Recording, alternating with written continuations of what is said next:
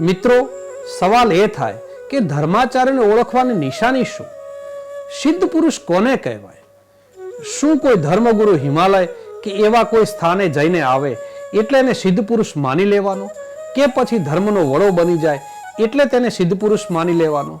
ના મિત્રો, સિદ્ધ પુરુષના લક્ષણો કંઈક આવા હોય.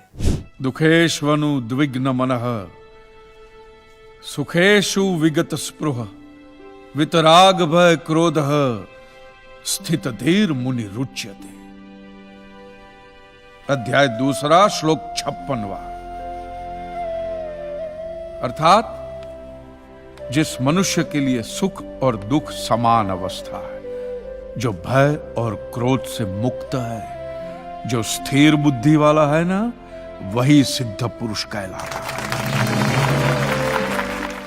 મિત્રો, તમે તમારા દિલ અને દિમાગને સાથે રાખી ધર્માચાર્યના વર્તનને નિહાળો, સમજો અને પુખ્ત વિચારણાને અંતે નક્કી કરો કે તમારા માર્ગદર્શક ધર્માચાર્ય સિદ્ધ પુરુષ છે શું?